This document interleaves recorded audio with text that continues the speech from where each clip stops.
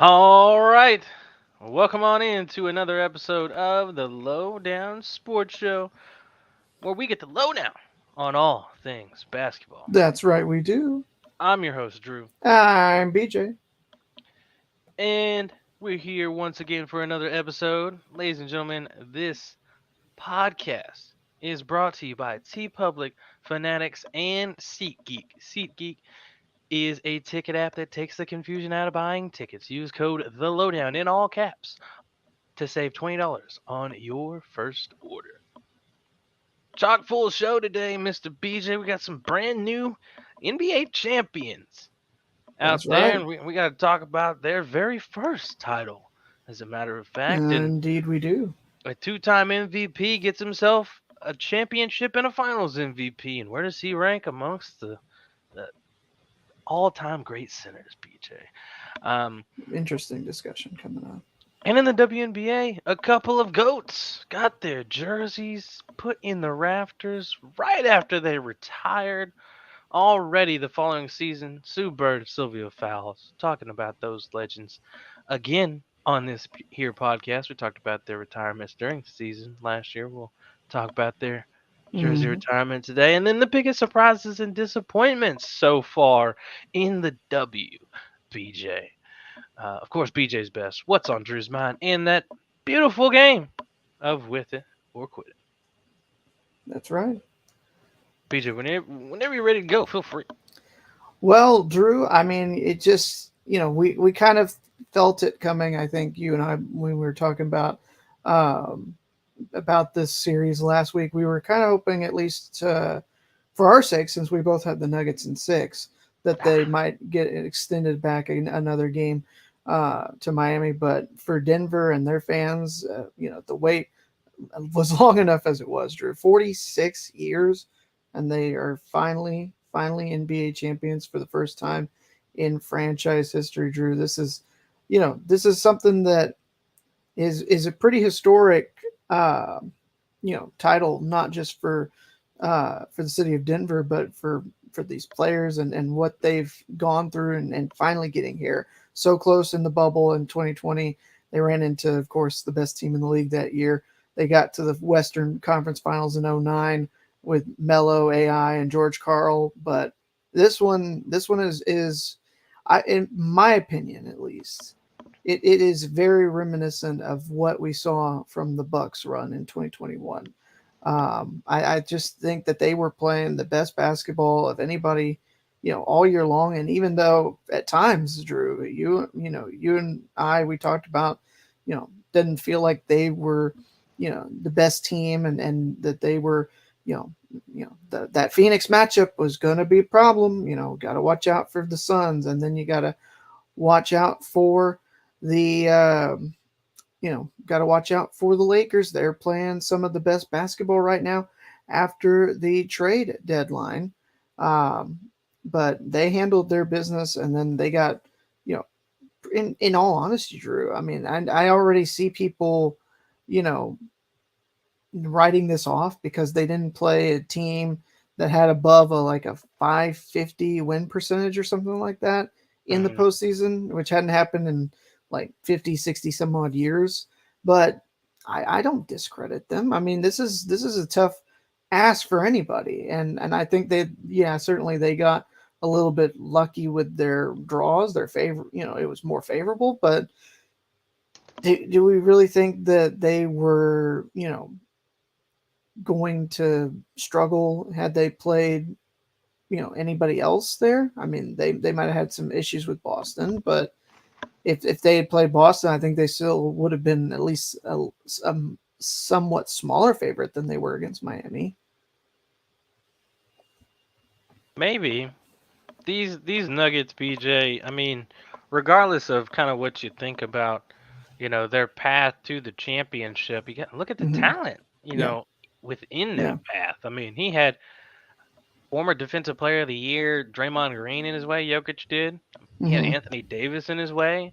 The hmm Nuggets as a whole had to also deal with LeBron James. hmm Kevin Durant, Yeah, Devin Booker, Chris Paul. I mean, yeah, and we're just on two teams right now. So, yeah. I mean, you get into the Timberwolves, they got those young stars out there as well. So, I mean, there was quite a bit of talent on the path to the NBA Finals for That the. and So, how I mean, everyone. T- regardless of how the seeding breaks down, I mean, you know what those teams could do, and obviously that 7 seed Lakers made the Western Conference Finals. I mean, hmm that 7 seed was pretty good, and you know how loaded Phoenix was, and not too far removed from making the NBA Finals themselves. So I mean, no slouches for the Nuggets No, on the way through.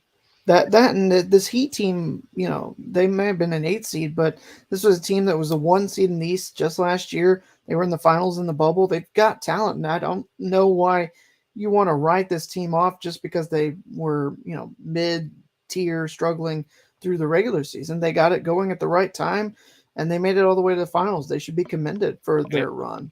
And if you want to make a quick argument about the Heat, the last 3 trips to the finals for the Miami Heat, they haven't been fully healthy. hmm So I mean, they've lost all Yeah, 3 trips. Regardless of making it, they've been depleted. yeah, 2014, you had a hobbled Dwayne Wade with his knee. In hmm 2020, they had a hobbled Goran Dragic, and hmm this year you had Tyler Harrow with a broken hand, who was activated in the final game, but did he play a minute? I don't think he did. I don't think Either so. way, I mean, it was a broken hand. So I mean, what do you expect from a guy who pretty much only offers you on the court wise scoring, and you're expecting him to go out there and get some buckets for you? I mean, he could easily be re-injured. So it was Yeah, almost even pointless to have him even out there doing that type of work. yeah, Considering just in the first round is when he broke his hand. yeah. But yeah, he'd have been depleted as they've gone through the playoffs and made the finals in their last 3 trips. And it's the main reason that they've lost. hmm Heat fully healthy might be more of a problem because you got to worry about another 20 point per game scorer over there, BJ, for the Miami Heat hmm right now. And Tyler Hero, I mean, Yep. liability defensively, but I mean that's 20 points per game worth of buckets over there. Yeah, and And they he's a can certainly make up for that because he's coming off the bench, so they can adjust for his defensive inefficiencies, if you will, right. by with his scoring output. Right, and then back in 2020, Goran Dragic was a big part of what Miami was doing. And once you take him out of the equation after he's really balling in the playoffs, it kind of throws their rhythm off, and they lose to the hmm Lakers like that. Who knows? They might have extended it to 7. Could have forced the Nuggets to at least 6 or more this year, maybe with another player added. But you know, here I am trying to help out the case that we're trying to argue against here because the Nuggets' path, regardless of the depleted Miami Heat, they were going hmm to win no matter what. I think, Yeah, and I I think said so that. too. I think we both said that here on this podcast that no matter who the Nuggets were facing, whether it was the Celtics or the Heat, that they were going to win. So it doesn't matter Yeah, whether they got a depleted Miami team, a fully healthy Miami team, in my opinion, or the Celtics, that the Nuggets were going to win because it was just destined to be their year. After I saw the shots that Jokic was hitting against the Lakers, those step back, fall away, Dirk one legged threes from like 40 feet. hmm yeah. I knew it was bound to It, just it's kind of be it's how it's it was gonna be. could have been another Dirk like run for the Mavericks in 2011 with this Nuggets team. It is a Dirk like run, in my opinion. hmm I mean, you don't have as big of a juggernaut on the other side in this Miami Heat team, but Yes. I Yeah. mean, still a daunting path to get there, and they both swept the Lakers on the way there. hmm They did. Um, but Jokic's performance all the way through the playoffs was just all time, and to Yeah. to be able to cap that off with the franchise's first championship, I think is just dope. You get the love from Melo and all the former Nuggets out there who didn't get to see a championship in their days, but it's big time. So this is just to put this in perspective, Drew. Okay. Nikola Jokic in this postseason had 600 points, 269 rebounds, and 190 assists, which all total is 1,059 combined points, rebounds, and assists. That is the fifth most ever in an NBA postseason all time. The only players that have topped that: Charles Barkley back in 92-93, Tim Duncan in 2002-2003. Shaq did it in 99-2000. He was at 1133, but Nobody has more than LeBron James from 2017-18 postseason with 1146 points, rebounds, and assists. He is the all-time leader in that stat, which I didn't even know was a thing until we saw what Nikola Jokic was able to do this postseason. And if they played a couple more games along the way, maybe it would have been, maybe he would have gotten closer to that number. But still, just mind-boggling that what he was able to do this postseason. And they played what? Let's see. So they had 9. They played 6 games against Phoenix, Drew. I Um, know they did I, 6 I against don't, I the don't, yeah, I Wolves. think it might have been 6. So about 21, 22-ish games, Two. somewhere in there. This postseason, he was able to do that. The 5th most all time. Wait, And it was 6 against the Wolves? I think it was 6 against the Wolves because So if it they was 6 against the Wolves, then it was 5 maybe it against was them. maybe it's Because they 5 only had against the 4 Wolves. losses, and they lost Okay. one. Okay, Game. then it was 5 against the then it was 5 against the Wolves. But either way, you're talking about about 20 postseason games, which is just mind-boggling that that's the 5th most ever all time in just 5 or just 20 postseason games. So after the Nuggets won the title, some funny Nikola Jokic moments. He is just so humble, Drew. I just I mean he's one of my favorite players, and I think you would agree with that as well, Drew. He's quickly becoming one of our favorite players here on this pod, and so he had some things that he wanted to, he's right in the moment, like the supposed to be the greatest moment of his life, just winning an NBA championship, and well, let's find out where his focus was. You are an NBA champion, Nikola. How does that feel? It's good. It's good. The job is done. We can go home now. You said after the Lakers win, you said you were surprised that you didn't feel more. So I'm curious what you are feeling right now, and if you're looking forward to a parade coming up in Denver. When is parade? When is parade? Thursday. No. I need to go home. Okay.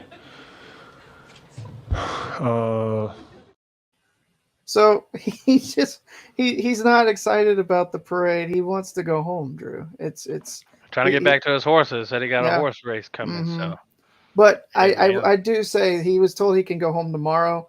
The parade obviously has been going on today. I think it may have concluded by now, but he did set the record straight earlier today in during the parade celebration. Yeah, this is amazing. This is that we all gonna remember this our whole lives, and when we see you guys that came out on the streets, and actually this one is for you. We love you, Denver. This one is for you. Thank you, guys.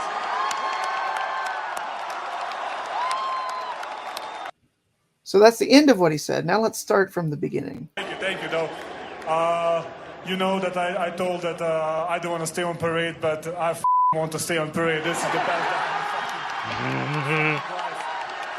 So he made the record straight that he did want to stay. Oh yeah, in he the was parade. tripping. He didn't know how lit it was gonna be. He did not know. He didn't know what to do with the champagne or the alcohol that was part of the celebration as well. That meme has kind of been scrolling around. He also probably didn't know what to do when Shaquille O'Neal dubbed him as a new member of the Big Man Alliance. BJ, do you know the members of the Big Man Alliance? No, but I can probably take a guess at some of these. So Shaq has got to be one of them. Well, yeah, Kareem Abdul-Jabbar, I would say, is probably absolutely. well, is the late great Bill Russell a part of this? Oh, alliance? he's on here. Has Oh, to yeah. be. Has to Oh be. yeah. Oh yeah. And Wilt the Stilt. Wilt the Well, Stilt. oh Chamberlain. yeah. Oh yeah. 4 for 4. All right. What about Akeem Olajuwon? Is he a part of this? 5 for 5, baby. Okay. All right. On fire. Is David Robinson part Oh, of this? 6 for 6. Are you cheating? No, that was Okay, all off 6 of for memory. 6. 6 for 6. Okay. One more. Would you consider Timmy Duncan a part of this fraternity? He is not. This is Okay. sinners, and they don't consider him in there. He technically was, but okay. I mean, they let's played see. him there, but he wasn't. Yeah. All right. So Shaq. Who am I missing? David Robinson. Wilt the Stilt. Just one more. Barkley. It's got to be Charles Barkley. Hey, it's a power forward, buddy. No, really. Barkley is short power forward. Yeah. Come on, you get one more guess, and I'm giving it to you. I should know this. I feel Yep. like I do know this. Yeah, you I'm should. just drawing a blank. Come on. You want a hint? You can give me a hint. Knicks. Oh. Jeez, come on. I lost it. Go ahead. I'm gonna kick Patrick myself. Ewing. Yeah, Patrick. And didn't Ewing. add Nikola Jokic. The resumes of Mhm. these all-time great centers. Kareem, 6-time champ, 2 times Finals MVP, 6-time MVP, 15-time All-NBA, 11-time All-Defense, 2-time scoring champ. Bam. Hakeem, 2-time champ, 2-time Finals MVP, 1-time MVP, 12-time All-NBA, 9-time All-Defense, 2-time Defensive Player of the Year. Shaq, 4-time champ, 3-time Finals MVP, 1-time MVP, 14-time All-Star, 3-time All-Defense, and 2-time scoring champ. Wilt is still 2-time champ, 1-time Finals MVP, 4-time MVP, 10-time All-NBA, 2-time All-Defense, and 7-time scoring champ. Bill Russell, 11-time champion, 5-time MVP, 11-time All-NBA, 4-time rebound champ, 12-time All-Star, and 1-time All-Defense because it didn't exist most of his career. Yeah. David Robinson, 2-time champ, 1-time MVP, 10-time All-Star, 8-time All-Defense, 1-time scoring champ, 1-time Defensive Player of the Year. Patrick Ewing, 7-time All-Star, 7-time All-NBA, 3-time All-Defense, 11-time All-Star. Nikola Jokic, 1-time champ, 1-time Finals MVP, 2-time MVP, 5-time All-Star, 5 times All-NBA. Yeah. I mean, The Big Man Alliance. he definitely deserves to be a part of it. Injuries notwithstanding, his numbers in those other categories are, I would think, a lot to go up just based on what he's done the last 3 years. Should have been the MVP this year. I will go to my grave. You remember, I argued this last year, Drew. I said last year was Embiid's year. If they were going to do, 2 for Jokic and 1 for Embiid, it should have been Jokic, Embiid, Jokic this year. Instead, they went Jokic 2 times in a row. And then Kendrick Perkins got on his soapbox and got Embiid the award this year, despite Embiid not deserving as much as Jokic this year. So, but I think that's, I think that he's definitely deserving. And, right now for me, he's 7th all time among the centers in the Big Man Alliance that we mentioned. Okay. I think that he could, in theory, go up, but I don't know if it's tough. It's really tough to get him up into that top 5. Even as much as he's done already. Well, I know you say it's tough for him to get in the top 5, but what does he have to do to get into the top 6, BJ? And let's say that the 6th guy, which you might agree in this Big Man Alliance, is David Robinson. I do agree, yes. What does he need to surpass David Robinson? He's got more MVPs. He's 1 chip short. Mm-hmm. He's halfway through on the All-NBAs. He'll probably get there. Yeah. Probably not going to see an all-defensive honor. There's a chance he could be a scoring champ one day. Just got to do it one time. Yeah. That Defensive Player of the Year stuff is out of the question. But what else is? I think it's. I don't think it's like a stretch to say that he could pass Robinson. Just not right now is where what I like. That's what my hang up is right now. Is okay? That I'm just saying, like, what's in the future? Like, how much more is? How many years do you think it's going to take him to pass Robinson in your mind? So he's halfway to his number of all NBAs. Yeah. And I need to add Western Conference Finals MVP to that resume for Jokic. I forgot about that thingy. Even though that's only been around for 2 years now. Hey, it counts now. They've got it on. I mean, it does. It does, but I think before the end of the decade, Jokic will be ahead of Robinson, and then it'll just come down to, does he have enough to pass guys like Hakeem or Shaq? Because Robinson by the end of the decade. I don't think he's going to pass. You think he can be a top 5er? Oh, so Wilt's at 5 for you. I know I'm not going in it. I'm listing kind of in my head. I don't think he would pass Wilt. I don't know if he'd pass Shaq. I don't think he's going to come anywhere close to Russell. So then, it's got to be, going off that, it'd be, Hakeem might be in that category where he could go. Okay. I don't know. I don't know if Let's say over the next 7 years okay. So by that 2030, Jokic gets at least one more championship and Finals MVP. No more MVP awards, but 7 more All NBA and All Star appearances. Does he pass both David Robinson and Hakeem? I think so. Yeah, I think that Okay, would he'd make be him a top top five. five big Yeah, man at the end of the all decade. time. Yeah, Okay, I all think right. that's very fair. Well, there you go. There you have it. First and foremost for Mr. BJ. And now it is time, ladies and gentlemen, for BJ's best. Well, thank you, Drew. We were, joking around last week. I don't know if you were. I mean, you were kind of a little bit serious when you said, "Stop stealing my what my go-to is with the, what's on your mind," and what I did for BJ's best when we looked at what the national day of the week is. But I didn't do that this time, so you should be happy with me, Drew. You should be happy. Give him a smile. Yeah, that's fine. Um, the thing that for me, I came across this and I thought it was interesting and I really want to talk about it. So, Drew, what can you tell me about artificial intelligence? And maybe you can unmute yourself before you tell me. That needs to go away. You don't like it? No. Well, I'm kind of right there with you. In all honesty, Drew, I'm very skeptical, very hesitant to do things with AI, but there is some benefits, question mark, maybe perhaps, of artificial intelligence. It is can be used for good, but it can obviously be used for evil. And this is, I think, good, but it could also be it could open up a hornet's nest, for lack of better terminology. Come Okay. across this article a couple days ago.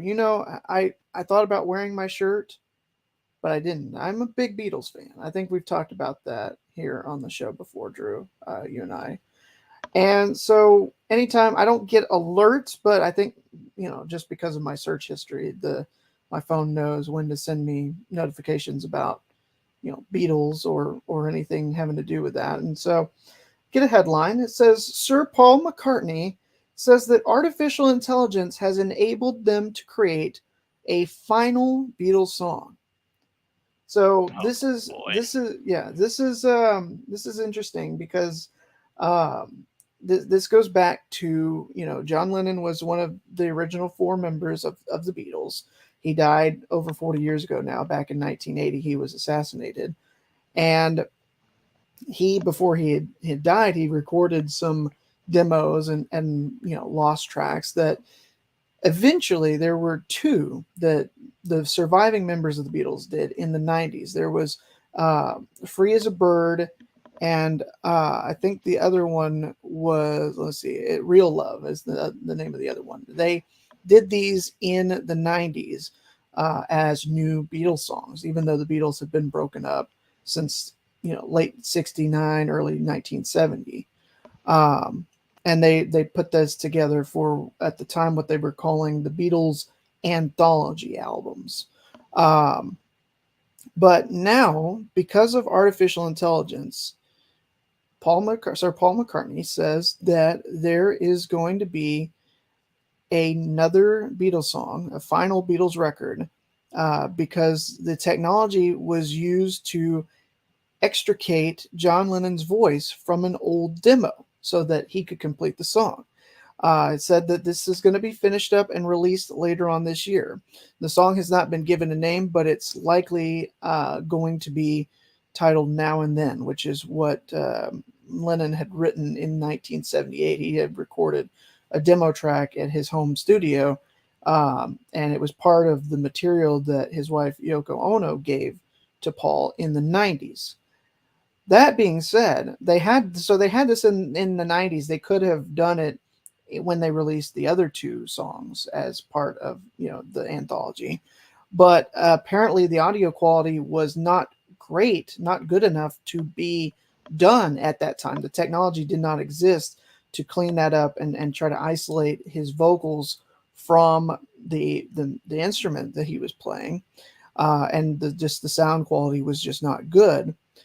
Um, until now, they were able to clean up the tape, and um, so they gave it a try back in the 90s. They tried to record this album or this song, and they said that it had a chorus but did not have really anything in verses. They were able to do a backing track, but they just really didn't have a kind of a good direction as to where to go with it.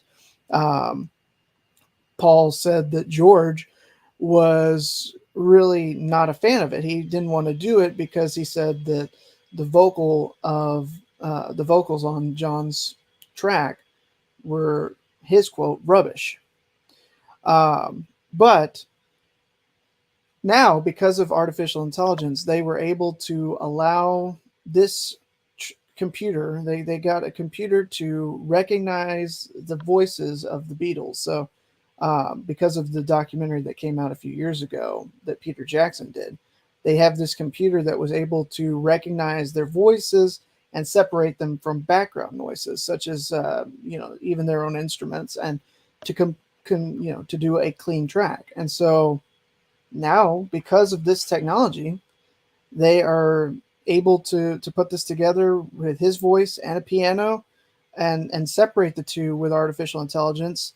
The machine was told, hey, that's his voice, this is the guitar sound, lose the guitar sound. And so they were able to get a clean demo of just John Lennon's pure voice, and then they can mix it how you would normally mix a song. So it's very interesting. It's very frightening that this technology is out there, but it to me at least it's intriguing because I'm interested to see how it's going to sound. If it sounds realistic enough, Drew, is there any way that you can even tell going forward whether this is a real song that an artist was in the studio and recorded or not? Because I think you heard about the Drake and the Weeknd song that was done entirely with AI. That sounded so real, like it was a legitimate song that they had done together. That's why I don't like it. Yeah, I don't. I mean, that's part of my concern about it. But this is something that they were able to, to do because they had permission from Yoko and the estate, obviously, because when Yoko turned over that album or that the cassette it was to Paul, I don't know if she thought that they were going to be able to do this in her lifetime, but when they weren't able to do it in the 90s. But I'm intrigued. I want to know what this sounds like, and if it sounds like a Beatles track or what, because I see this as being released as a Beatles song, but I don't think George is on it because he died in 01. So I think it could be just a Paul and John thing is really what it could be. Yeah, some people are going to be intrigued by the AI thing and want to try things like that, and then others are going to be on the other side of it. Yeah. I mean, I don't know, man. I personally not the fan of the AI stuff and the Yeah. chat, whatever, Chat GPT. GPT, Yeah. all that dumb stuff, and all these robots, whatever they're making. Not Yeah. really a fan. So No, I I mean, get it. I'm right the there with song you. probably sounds exactly like what you would think the Beatles song or this song should sound like, because I mean they made the stupid little intelligence to where you can't even hardly tell. Yeah. But yeah, I shy away from the Chat GPTs and things, but I'm at least intrigued enough to know what this is going to sound like. I'm hoping that this is about the extent of it we get in the music industry with the artificial intelligence, though. So fascinating, scary stuff. Let's just get into something a little less bleak with our future. That's BJ's best this week, Drew. Well, there you have it, ladies and gents. That is indeed BJ's best. Uh, Time to let you know about those lovely partners that we have. We mentioned them at the beginning of the episode, ladies and gentlemen. Fanatics, T Public, and SeatGeek. Uh, Telling you about T Public now, ladies and gents. It is sale time nowadays, and if it's not sale time, you can still get free shipping on $80 or more orders online at T Public when you shop at our store. Just make sure you go on there and shop the Lowdown merch. There is no sale right now, so make sure you take advantage of that and get you a big order and get the free shipping on it. Visit the link in our description and start your Lowdown shopping spree today. Get you a mug for your mornings and a pillow for your naps in the afternoon or whatever else at T Public. I will say, Drew, I saw that you had a new design for the Lowdown CBB, which they were able to do their first official episode last night. And I think that you can get that shirt discounted now through the end of tomorrow over at T Public. So that is something to take an eye or keep your eye on. But with the sales over there heating up, the only other thing that is heating up this this summer, besides the weather, of course, is the sales going on over at Fanatics. You can get some official championship merchandise. Nuggets fans and, of course, those Vegas Golden Knights are both reigning supreme in their respective leagues. Now's the time to get your championship merchandise while it's on sale. Plus, MLB merch. Father's Day is this weekend. You'll also be able to shop the Americana collection. 4th of July is less than a month away.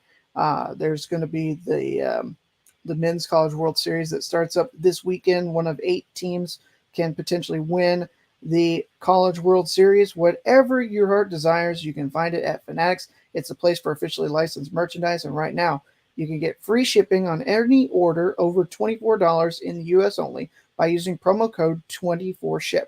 Plus, you can always become a Fanatics MVP to get exclusive weekly deals that are not available for everyone. Fanatics.com, officially licensed everything. And now, as we go ahead and get back into the show, it's time to find out, as we do once a week, every week. Drew, what's on your mind this week, my friend? Well, Mr. BJ, I've been doing a lot of podcast watching lately, so it helps with the ideas and the creation of our show and what you see within thumbnails, extra content, and new shows, even things like that.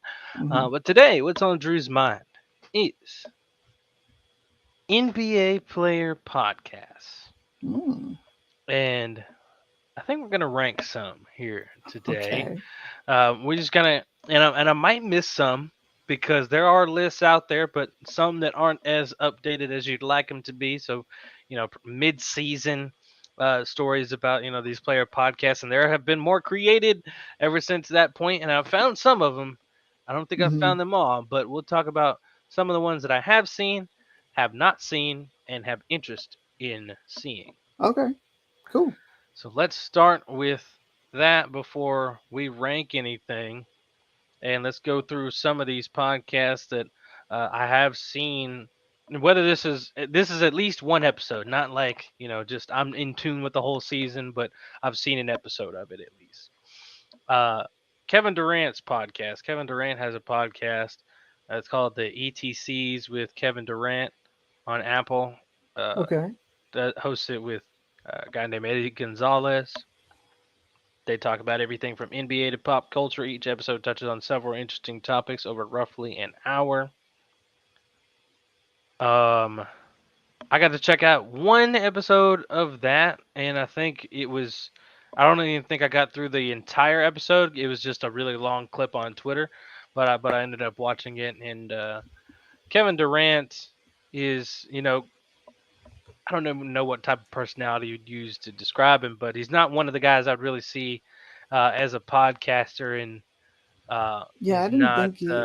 think he was kind of the vibe of him as a player, and I mean, I've been wrong about players and their how they come off their personality wise that you'd see in a pod, but I never really got that feeling with KD that he would be a vibrant personality on a podcast.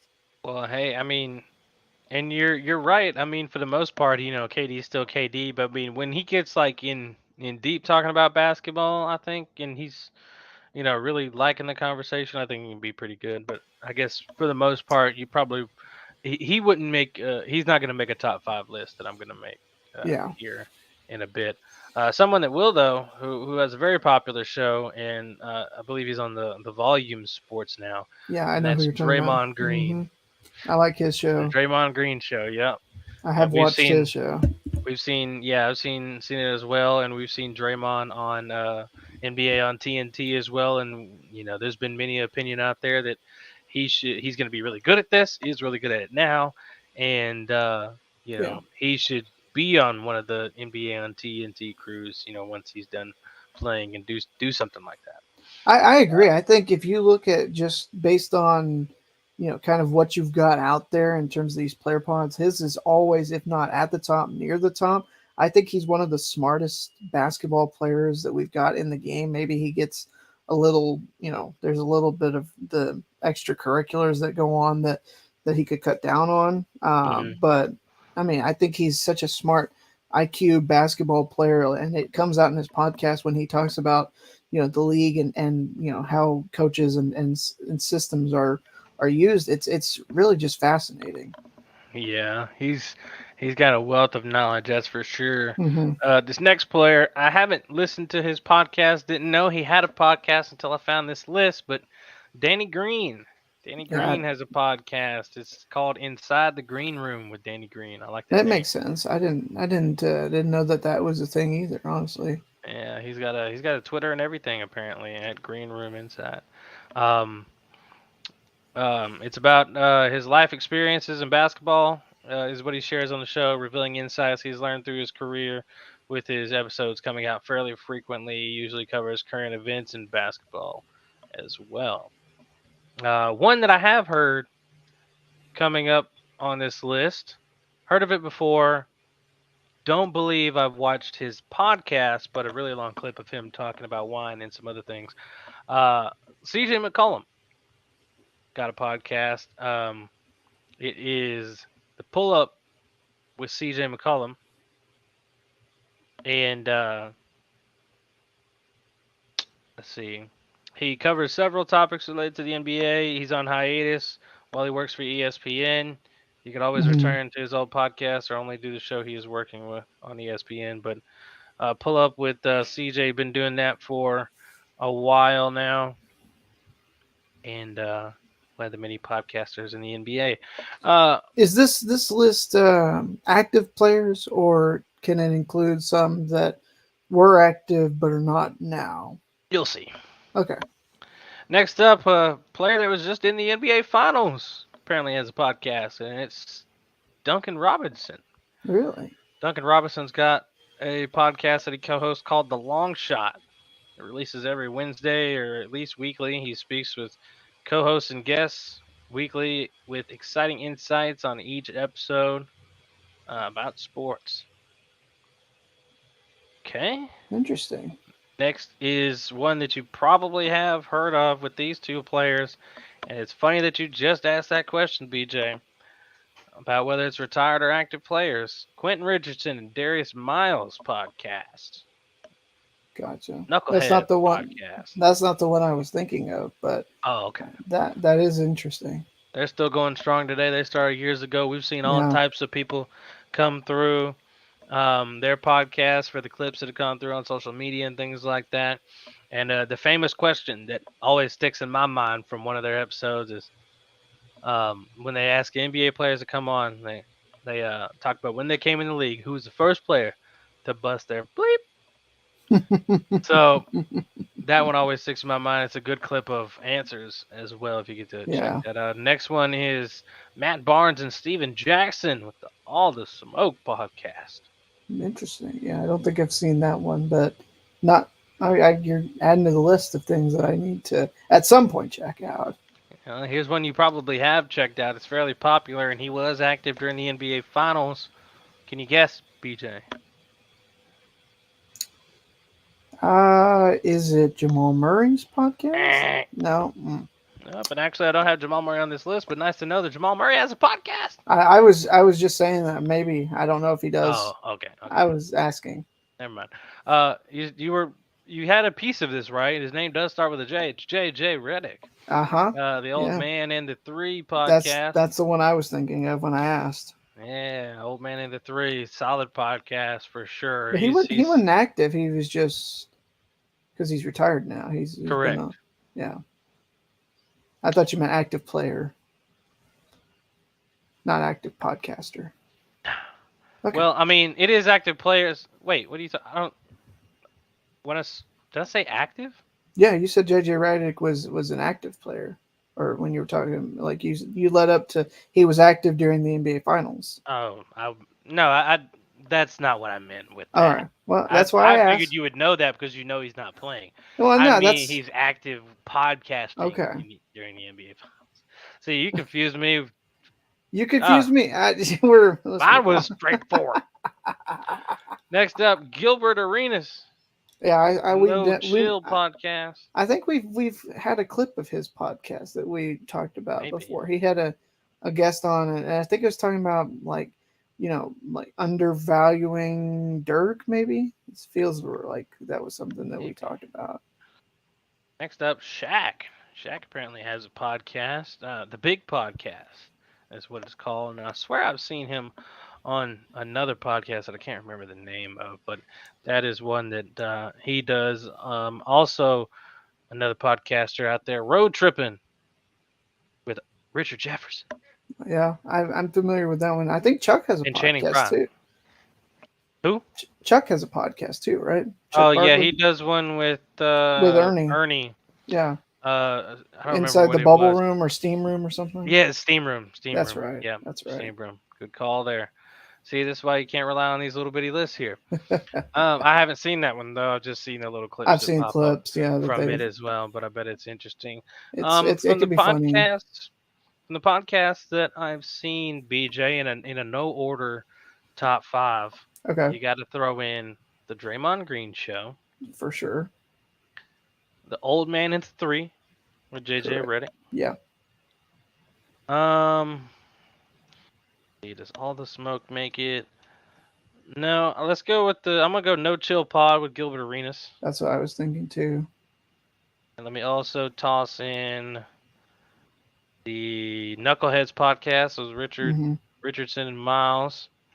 You got one more. And who's got the other? Oh, one I did not mention on the list. I'm glad I'm remembering it as I'm rounding out a top 5. It's Paul George's podcast, Podcast P with Paul George. Yeah, that's a really fast-growing podcast. I can imagine. Started here, I think, recently in the last few months. So, but it's still catching a lot of steam here. Oh, another player that I didn't mention that has a podcast. He doesn't make that top 5, but Trae Young apparently has a podcast called From the Point by Trae Young. And very, very I don't know if it has debuted yet, actually. Hold on, let me check this. Okay, yeah, it did. It just debuted 2 weeks ago, as a matter of fact, from the recording of this episode. So it's a brand new little podcast here. So a lot of NBA players out there with podcasts. If you have rankings of NBA player podcasts, you listen to podcasts out there about sports that's not just ours. You listen to the NBA players as well because you want their knowledge too. Then let us know who your top 5 podcasters who are NBA players, whether they're active or inactive or both are. Ours was a combined list. You can do whatever you want. But those are my top 5, BJ, and those are my rankings. And that is what's on Drew's mind. Fascinating stuff. The world of podcasting is growing, and it's not surprising that NBA players are getting in on the fun. And maybe one day we'll be able to have one of an NBA player promoting his podcast with us. Come on. We'll get some more WNBA players back on here too. We sure do. Yeah, absolutely. And speaking of getting some WNBA players on here soon, let's shift gears. Let's talk about the WNBA. And Drew, some all-time legends, as we alluded to earlier in the show, having their numbers forever enshrined up in Seattle and in Minnesota. Of course, we're talking about Sue Bird, Sylvia Fowles. Uh, no real surprise that these were happening and that they happened so early into this next season. This was really good. I saw some of Sue Bird's ceremony. I don't think I got to see a whole lot of. I just saw, I think, a couple of clips of Sylvia Fowles' number being retired. But you got to watch both and really kind of take it all in depth. There was a long speech that Sue Bird gave at her retirement ceremony. I think they Oh, clocked it at like 90 minutes, if I'm not mistaken. oh, BJ, you assumption maker, you. I didn't get to watch these, unfortunately. And for one, Dang, you man. couldn't check out both because they happened at the same time. Yeah. But definitely got to check out some clips. What Megan Hmm. said, and from the video, the Storm won the game last night. That was or that night as well, which was cool. Um, but just yeah, just kind of thinking back on the illustrious careers of these two players, and Sue Bird and Sylvia Fowles. Man, we put a poll out on Facebook. Where who ranks higher all time, Sue Bird or Sylvia Fowles. It's a resounding lead for Sue Bird right now over on Facebook. If you want to cast a vote, I think I'm the only one that's voted for Sylvia Fowles ahead of Bird. But a couple of goats of the game, man. Arguably the best center all time, and probably not arguably the best point guard all time as of right now with Hmm. Bird. Just a four-time champ, and we talked about their career as they rounded out their final season this last year, and Bird in Yeah. this their retirement said, "I didn't anticipate it being that long, but the truth is, I don't know if I could have taken anything out." She told reporters, joking about the length of the speech, which reportedly lasted over an hour and a half itself. Whoa! That's Yeah. what this has meant to me. It was just so important for me to say names, to point people out, and to tell them what they meant. I'm already thinking about things I wish I would have said. So, and that's crazy to think about in about an hour and a half Hmm. speech, and still got more people to even think. Along the way, I feel like that happens to us just in day to day, almost. Yeah, you're not Like, wrong. I man. like what Sue said. She said, I've got to give my sister the Line of the Night award. She said, I walked in the back with my family. I was like, was that too long? My sister was like, you played here for 21 years. They can listen to you for an hour. Well, I think that was an underestimation, Drew, since she did speak for 90 minutes. That was great. Great to see that. And then, like you said, there was so much that she said that she didn't even get to say that she wanted to. There were Yeah. a lot of people that spoke as well before she got a chance to speak. Megan Rapinoe, of course, her fiance was a co-host with Macklemore. A lot of Storm front office or Storm personnel with the co-owner speaking. A couple of her former teammates, and I think even her former coach was there. Drew, if I'm not Mhm. mistaken. Yeah, and you talked about Rapino. She said, "quote There is no one like you. You're everything on the court that everyone could ever wish to be. All of the dreams that little kids have. You've done it all." She said in her speech, and you know, Bird is just she's one of those point guards that kind of set the stage for little girls, Mm, worldwide, that they can play the game of basketball at the professional level, and the rate at which she's won championships throughout her career, six total, two in college, four in the W. Just a perennial winner, and yeah, kids still look up to her today. I bet it was weird, sitting there courtside at the games, not suited up in uniform. Um, yeah, but the example that she set for generations that are playing right now, as a matter of fact, and ones that are coming up, is just kind of it's insurmountable. Same thing with Sylvia Fowles, and on the other side of the spectrum, for instead of little bitty little point guard girls who can make it, but girls who are taller, who are bigger, black women who yeah, can excel at the highest level.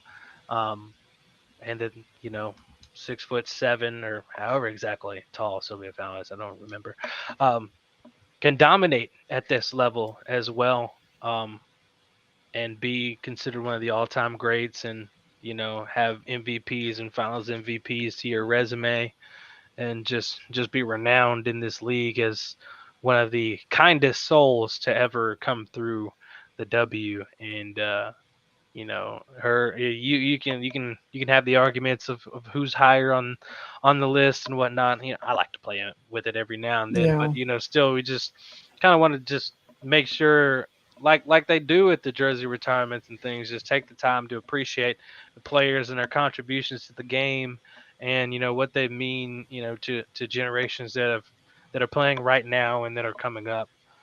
Their impact on the game is just, it's more than we can even try to express right here, and maybe even more than what was said during the speeches and in the retirement ceremonies. But they're a Yeah. big time for the game of basketball, and especially women's sports in general.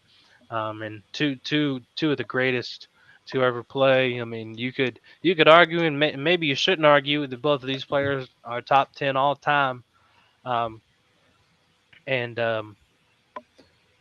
just I think some of I the think greats. you can make the argument. And I think we've talked about this before, and you and I both agree that Fowles is in the top 10.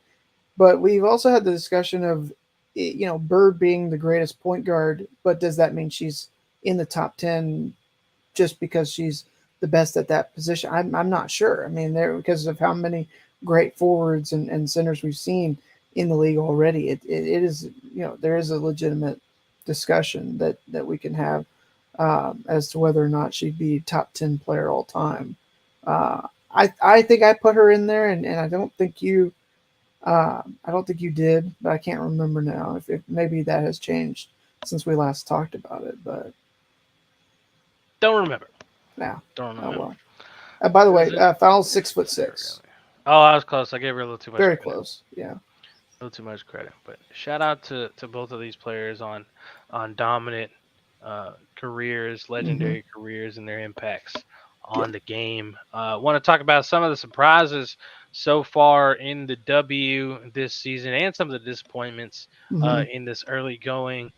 BJ, as you take a look at the WNBA standings hmm so far this year, and kind of how the power rankings are going, the champs are very much showing that they are the reigning champs and just yeah, being dominant throughout the course of the year so far. Only one loss. You stay at the top of the at the rankings here. The only loss coming to the Connecticut Sun, who are right below them at the 2 spot. yeah, Um, and aces on the year, first in offensive rating, second in defensive rating, first overall in net rating, and just looking dominant. Looking dominant. Connecticut Sun, though, right behind them, they lost big pieces, or a big piece in Jonquel Jones in the offseason, and some other ones that were mixed within the roster, but they're still kicking at 8-2 hmm so far. And these two don't qualify for biggest surprises or disappointments, because the Aces, you expected them to be dominant again, and I didn't really expect the Sun to kind of tail off, because I know what they could do even without hmm one of their biggest stars, because they did it back in the bubble year when they didn't have John Quell at the time yeah, either. So we know what they're capable of, and this time they got DB with them as well. But I would say a surprise on the negative side of things would be the Atlanta Dream right now. Um, the Atlanta Dream have not started off how they would have liked. They're kind of in the bottom parts of the WNBA right now, sitting at 3-5. hmm Um, uh, Not been the best for them. They've only won one home game. They're 1-4 at home. They've been able to grab some on the road, but they haven't been starting off in rhythm. I mean, some of the individual play is doing really well. Alicia Gray is gelling pretty well with the Atlanta Dream out there. Ryan Howard is still balling pretty well, but yeah, the Dream can't get things going. They got kind of slow offense as well, and they haven't been able to mesh things together and kind of hit that stride just yet. But um, maybe they'll get something going, but it is a little bit surprising to see them struggling in this early going, because I expected them to kind of have things a little bit more together early on, after being a team that started off the year last year looking like they could have been a playoff team all year long until they tailed off at the end. yeah. Um, Disappointment. Well, I guess I kind of looked at that the wrong way. This surprisingly down on the Dream. I guess you could say on that one. A good Yeah. surprise is the Indiana Fever. Hmm. 3-6. You're Had a right. double-digit win recently. Yeah, you looking at my Um, script there, Drew? it's really kind of helping my Coach of the Year case with Christy Sides. Um, but this team it's fierce. They've got a Rookie of the Year on their team. Um, Yeah. players like Kelsey Mitchell and Alyssa Smith, who are big helpful contributors as well. Indiana could squeak themselves into the playoffs if they continue to put things together throughout the course of the year. And Yeah. that's a little bit of a surprise for me, just because I thought they might have had a little bit of trouble for a little bit longer, but they're starting to finally kind of find some things that work for them. And who knows, they might get some more wins as the month of June rolls through here. We're halfway through it, so we'll see what they can do as Yeah. things keep going on. Um, Surprise on the good side of things right now, as well as the Fever here, kind of the Hmm. Sparks. Sparks a bit because there's such a mixed bag of players Yeah. here. A whole lot of new. Once again, they've shuffled so many players out over the last few seasons. Aside from the Agumakes, um, they're at 5-4 right now. Beat the Wings recently, and Yeah. 3-1 at home with Coach Kurt Miller out there trying to change the regime out there and do things his way. Um, let's see. A disappointment though, BJ. Hmm. Gotta be the Phoenix Mercury, right? Yeah, In that's in what I in a, was in gonna a way, say. like yes and no. Like no, because BG's just coming back. You don't expect her to be the perfect player, but yes, because Phoenix should be better than this. Hmm. DT was just held scoreless recently.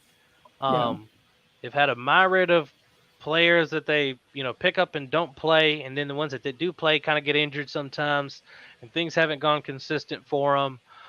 They haven't been able to garnish wins. They're 2-6 right now, tied for the second worst record in the league with the Storm.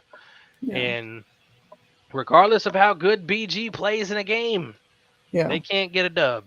Yeah, I know. It's just I that's what I was gonna say is kind of my biggest surprise in a negative way. I mean, disappointment, I guess, is an okay word.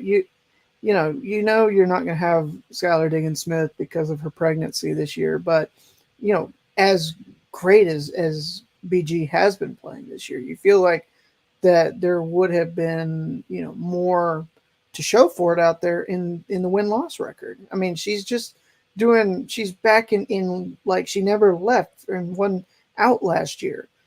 Up in the top five and in a lot of categories across the league in as blocks and rebounds and points especially.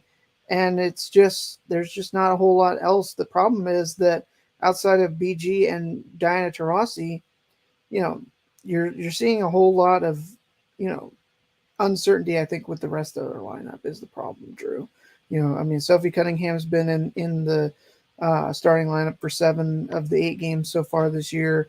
You've had 7 games started by Anya Ware, and then 5 starts for Mariah Jefferson. But That's a fine, uh, BJ. what's that? That's a fine. That's a fine. All Yep. right. What I mess up this time? Michaela Onyenwere. Onion Weri?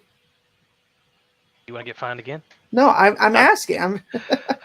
I'll get you a link to her hoop stats. She's got her own pronunciation of her Okay. name on there. All right. Gotcha. That's yeah. But That's you're good. that. It's a tough one. I It definitely is butchered it the definitely first tough. time I said it. Yeah. But so that seemingly has been the problem, and I don't know if it's just because they don't have consistency and enough in the starting lineup every time out that other than BG they really haven't been able to do a whole lot, or what the case is. But you thought that they'd be at least a little bit better and be able to have more showing as a result of BG's performance so far this year. Yes, indeed. You got any surprises or Yeah, disappointments that I didn't hit on? Well, no, I was going to say my surprise that I was going to talk about in a positive light as Indiana, they're right now within striking distance of the playoffs, as you were talking about. Got, great performances from, Aaliyah Boston. I think we talked about that, just a little bit ago. I think it was 23 points and 14 rebounds in their win the other day. So she's definitely putting herself, if she's not already the favorite for Rookie of the Year. I can't think that there'd be anybody else right now that's anywhere close to that.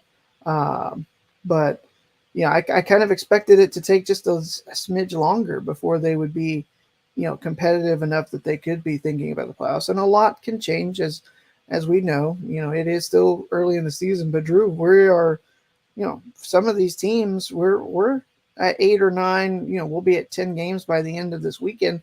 That's a quarter of the season already, Drew, and it doesn't even feel like it has already gone by that quick. Seasons always seem like they go by pretty fast on us over Mm-hmm. here, BJ. Yeah. Man, a quarter of the way through the season almost already. But Already. yeah, I Yeah. mean, I was saying we're midway through June. I mean, All Star is about a month away. So Mm-hmm. that's kind of where we are so far. So, Yeah. but these teams are starting to take shape, and the games are getting a rolling. And you said, uh, not the games, a quarter of the way through.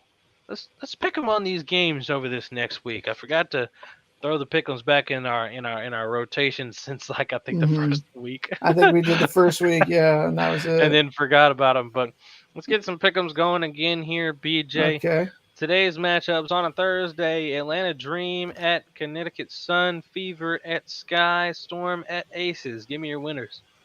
There's no disrespect with the emphasis on CT. I've got the Sun beating the Dream. Oh man, I think I like the upset in Chicago. Give me the Fever to take down the Sky.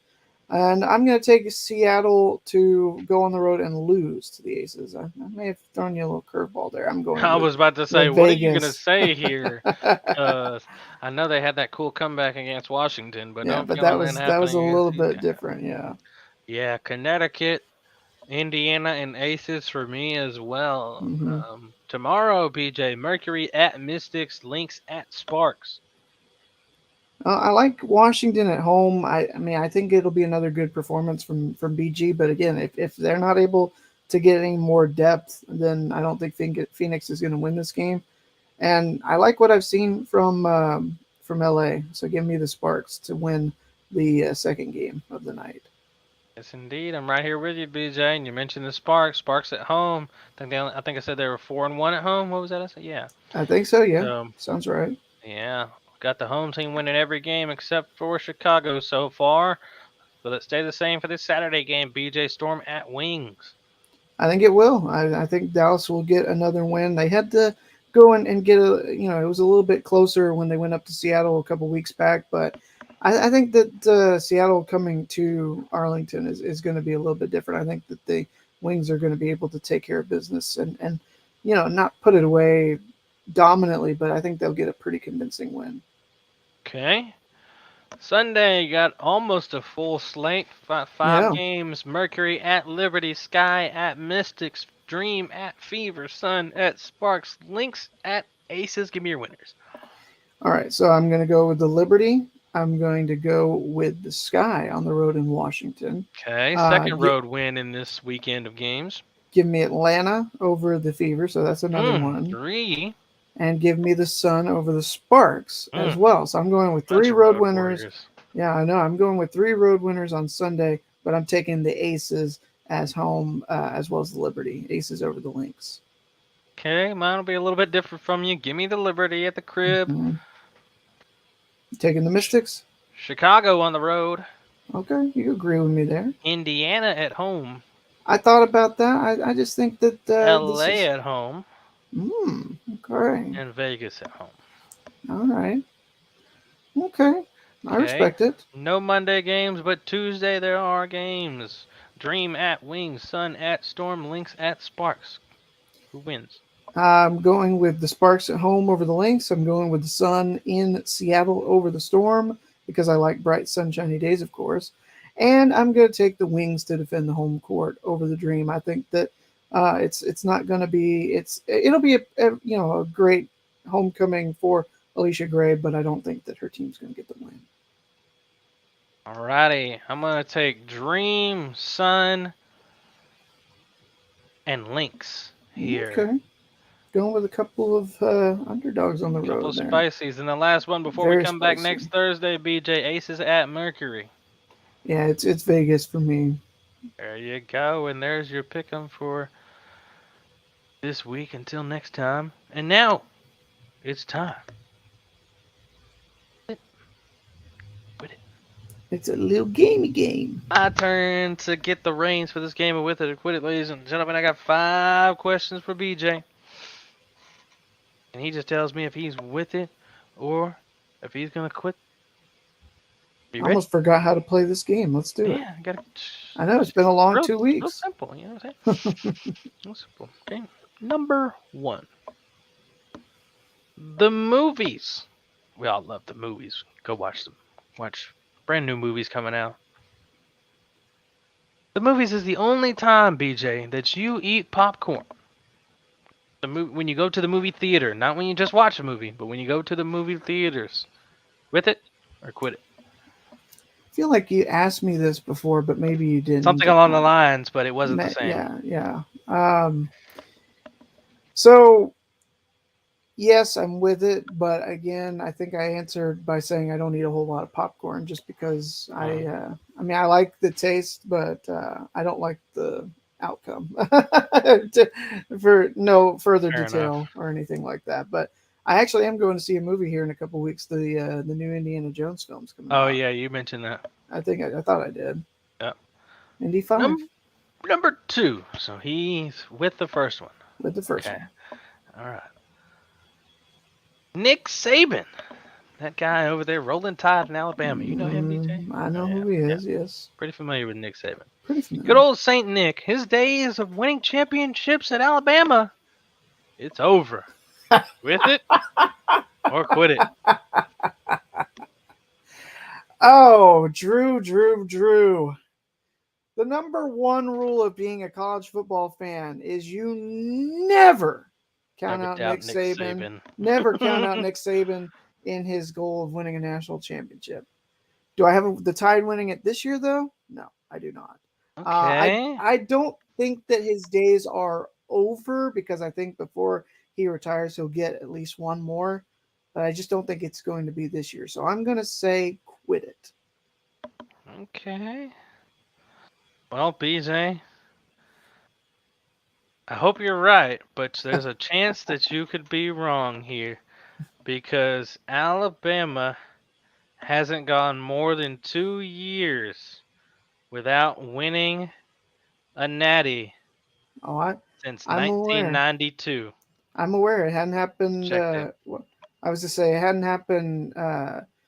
They haven't gone 'Cause- more than 2 years without winning a natty under Saban. I think they Right. went a few years before Saban got there without winning one, though.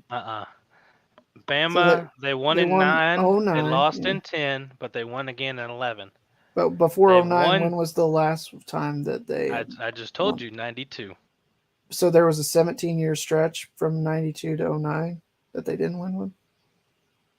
What did you say? 72? No, 17-year stretch between 92 and 09. I swear I feel like you accidentally said 72, but yes. Okay, so that's before 09 was the last time that they'd gone more than 2 years Yes. without winning a title. Okay, So all the way back to they went 92. 17. Yeah, because they won that in 12, then Mhm. 13 Florida State won, then 14 Ohio State won, then Bama came back in 15 Yeah. and won it. Won it again in 17. 20. Missed 18, missed 19, won in 20.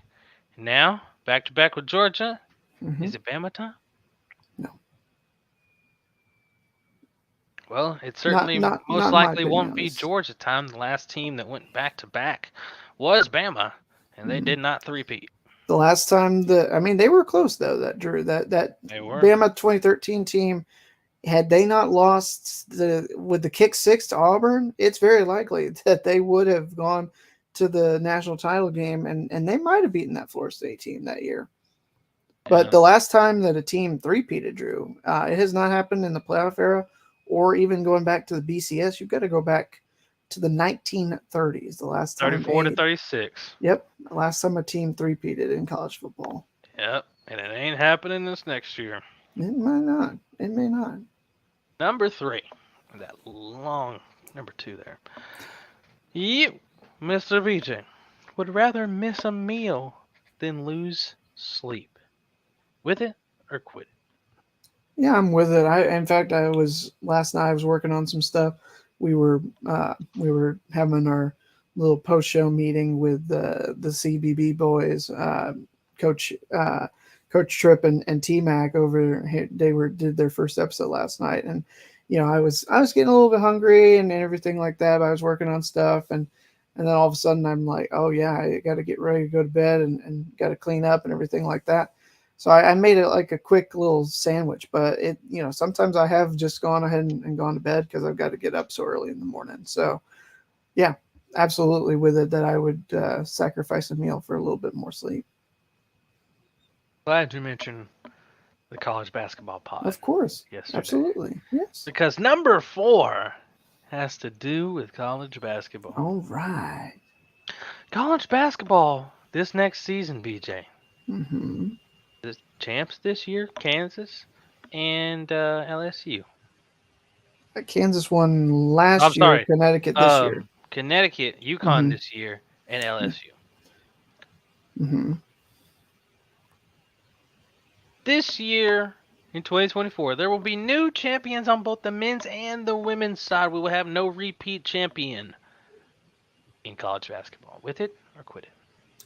Well, considering the men's side of things hasn't seen a repeat champion since Florida did it under Billy Donovan, 06-07 time frame, I'm with it for that reason. Although, if it's going to happen on the women's side, somebody's going to have to take down a really good-looking LSU team. They've got a lot of talent. Plus, they got Haley Van Lith transferring in from Louisville. That, if anybody is well-positioned besides, a South Carolina to win it, it's LSU again.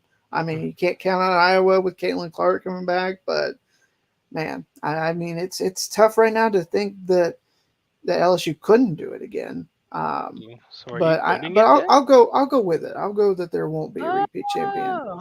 Somebody else. It'll either be I got either Coach Don Van Staley or I'll go with Caitlin Clark. One of those two this year for women's side of things. I don't know on the men. Gamecocks and Longhorns are my championship picks. Way too early. Breaking news. That second one might be a little bit of a homer, but they've got a good team. Relax. They got a good team. Number 5. Draft day, a week from today, BJ, for the NBA. We'll be doing another Lowdown mock draft over here. Mm-hmm. And on draft day, BJ, we will see more than 5 trades in the NBA. With it or quit it? This in both rounds or just the first round? Both rounds. Then, yeah, I'll go with it. I think, we've already seen, I don't know, we didn't really talk about it today, but there's some rumors or rumblings that Dallas and Atlanta may be interested in making a trade. Davis Bertans and the 10th overall pick for and these John only count Collins this is and during the draft. I'm not talking about right before the draft, right after the draft, during the draft. Well, if it goes down during the draft, does it count? I mean, yes, that's what I'm saying. Only during the draft counts. Okay.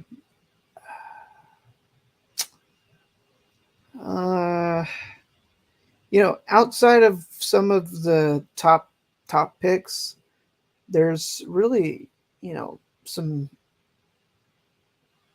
some shaky prospects, if you will. There's not really outside of the top 5, you're really going to. Yes or no. Hey, can I not explain myself? Yeah.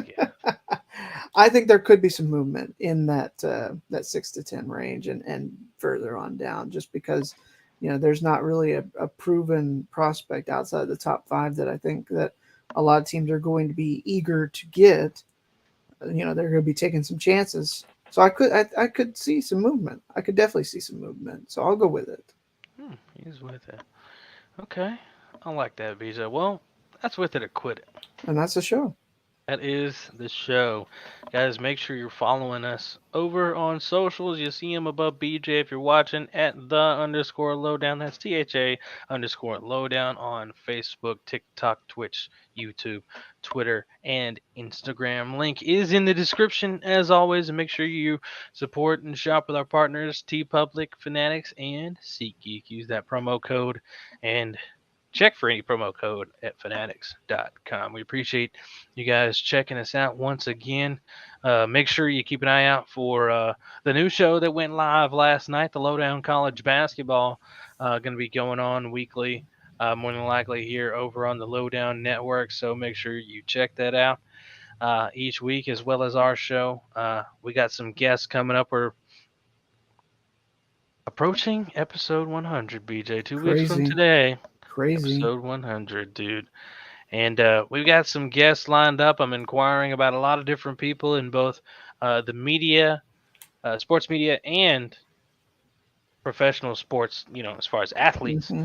realm as well. So be on the lookout for some guests coming up as we cross over episode 100, and returning some guests that have been on the show I hope before. so. So, There's a oh few that I yeah, want to bring back. oh yeah, finalizing that as soon as we click off this episode right here. As a matter of fact, Sounds so. good. All right. Make sure you guys check us out again next week in Lowdown College Basketball as well.